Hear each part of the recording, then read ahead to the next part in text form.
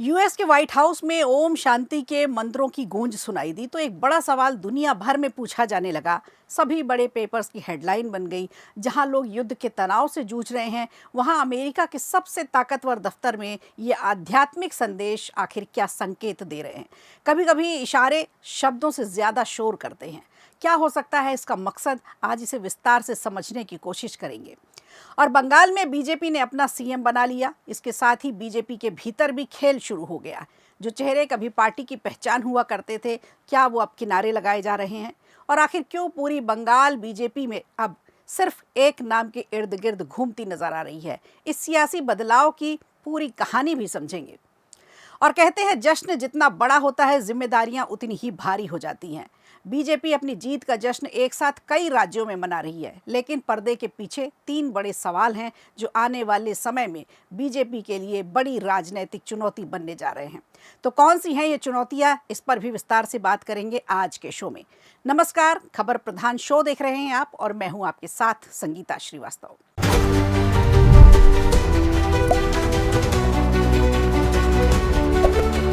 तो शुरुआत करेंगे ऐसी खबर से जो पूरी दुनिया के अखबारों की हेडलाइन बन गई। अमेरिका के व्हाइट हाउस के अंदर ऐसा नज़ारा देखने को मिला जहां एक तरफ ईरान युद्ध और वैश्विक तनाव की चर्चाएं झेल रहा है, उसकी चर्चाएं तेज हैं, वहीं दूसरी तरफ अमेरिका में गूंजते रहे वैदिक मंत्र और ओम शांति के स्वर। क्या ये सिर्फ एक धार्मिक आयोजन था या इसके पीछे कोई बड़ा कूटनीतिक, सांस्कृतिक और वैश्विक संदेश छिपा है? व्हाइट हाउस में आयोजित नेशनल डे ऑफ प्रेयर समारोह के दौरान वैदिक रीति के मुताबिक शांति और एकता के लिए विशेष प्रार्थना सभा का आयोजन किया गया। अमेरिका की आज़ादी को 250 वर्ष पूरे होने जा रहे हैं और ऐसे में ये आयोजन धार्मिक विविधता का एक बड़ा संकेत माना जा रहा है। इस कार्यक्रम में वोचासनवासी अक्षर पुरुषोत्तम स्वामी नारायण संस्था के स्वयं सेवकों ने हिस्सा लिया। उन्होंने सभी उपस्थित लोगों से हाथ जोड़ने को कहा, आंख बंद करने का आग्रह किया, जिसके बाद पूरे वातावरण में लगातार ओम शांति के मंत्र का उच्चारण गूंजता रहा। धीरे धीरे पूरा माहौल शांत हो गया, संयमित हुआ और आध्यात्मिक ऊर्जा से भर गया। इस प्रार्थना में किसी एक देश या समुदाय के लिए नहीं, बल्कि पूरी मानवता के लिए शांति की कामना की गई। कहा गया कि आकाश, अंतरिक्ष, धरती, जल और सभी जीव जंतुओं के लिए शांति बनी रहे, प्रकृति और पर्यावरण संतुलित रहे और पूरी सृष्टि में शांति का विस्तार हो। हर व्यक्ति के जीवन में शारीरिक, मानसिक और आध्यात्मिक शांति के लिए प्रार्थना की गई ताकि वैश्विक अशांति के बीच संतुलन स्थापित हो सके।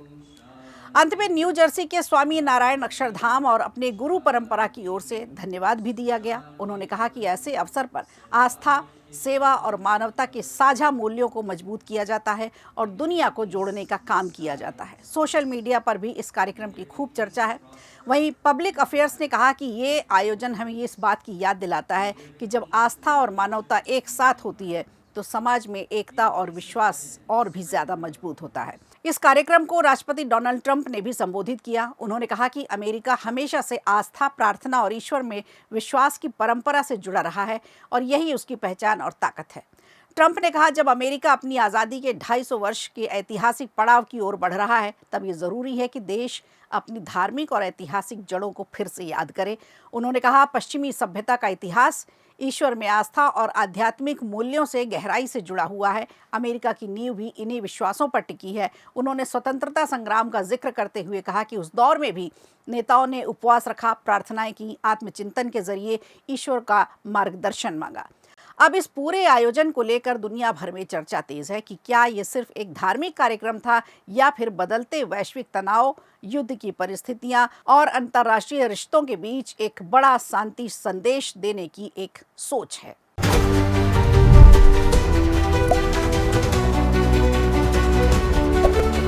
और पश्चिम बंगाल की राजनीति में एक बड़ा बदलाव आया है जिसने बीजेपी की अंदरूनी तस्वीर भी बदल दी है। जिस पार्टी को कभी बंगाल में जमीन तलाशने के लिए संघर्ष करना पड़ रहा था, आज उसी बीजेपी ने अपने दम पर सरकार बना ली और सीएम भी बना दिया। लेकिन सबसे बड़ा सवाल यही है कि जिन नेताओं ने सालों की मेहनत की, बंगाल में बीजेपी की नींव रखी, आज उनकी जगह कहाँ है? कहावत है, फसल तैयार होने के बाद खेत जोतने वालों को लोग भूल जाते हैं। और बंगाल बीजेपी में कुछ ऐसा ही माहौल बनता दिख रहा है। बीजेपी सरकार बनने के बाद शुभेंदु अधिकारी मुख्यमंत्री बन चुके हैं। कभी टीएमसी का बड़ा चेहरा रहे शुभेंदु आज बीजेपी की राजनीति का सबसे ताकतवर नाम बन गए हैं। 2019 तक उनके खिलाफ बीजेपी खुलकर हमला बोलती थी, आज वही बीजेपी की सत्ता का केंद्र है। शुभेंदु अधिकारी के उभार के बाद बंगाल बीजेपी की राजनीति पूरी तरह से बदलती नजर आ रही है। 2026 के चुनाव में उन्होंने नंदीग्राम के बाद भवानीपुर से भी ममता बनर्जी को हराकर खुद को बड़ा नेता साबित कर दिया है। बीजेपी ने पहली बार 200 से ज्यादा सीटें जीतकर सरकार बना ली, विधायक दल का नेता शुभेंदु को चुना और अब सीएम भी बना दिया। पार्टी और मीडिया का सबसे ज्यादा फोकस शुभेंदु अधिकारी पर ही है। दिल्ली हाईकमान भी उन्हें ही मुख्य चेहरा मानकर आगे बढ़ रही है। लेकिन इसी के साथ सवाल ये उठता है कि उन पुराने नेताओं का क्या हुआ जिन्होंने बंगाल में बीजेपी की नींव रखी, बीजेपी को खड़ा करने में सालों की मेहनत लगाई।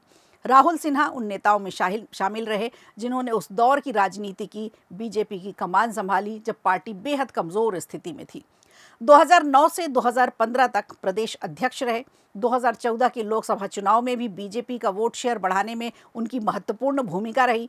उन्होंने कार्यकर्ताओं का मनोबल भी बढ़ाया और टीएमसी के खिलाफ एक माहौल तैयार किया।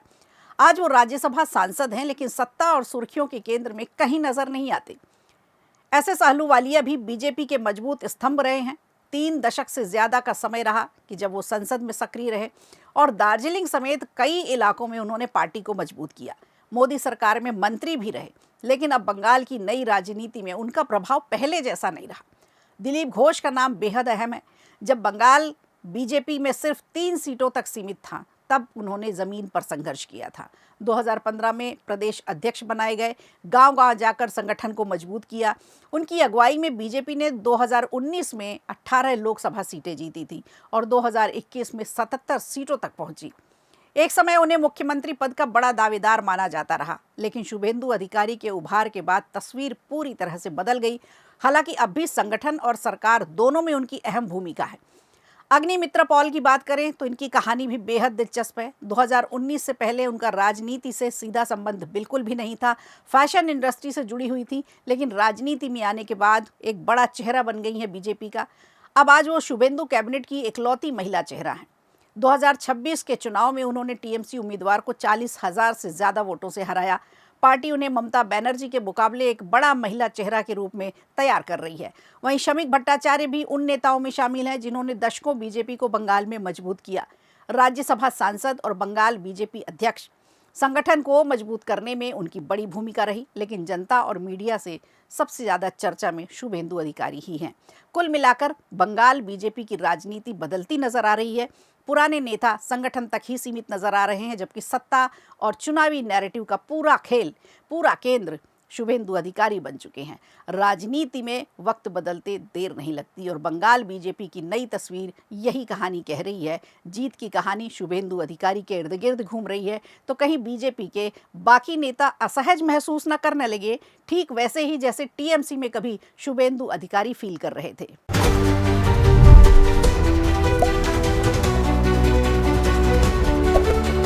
और आज बीजेपी भले ही बिहार, पश्चिम बंगाल, ओडिशा और असम में अपनी जीत का जश्न मना रही हो, लेकिन इस जश्न के पीछे 3 ऐसे बड़े सवाल खड़े हैं जो आने वाले समय में राजनीतिक भूचाल ला सकते हैं।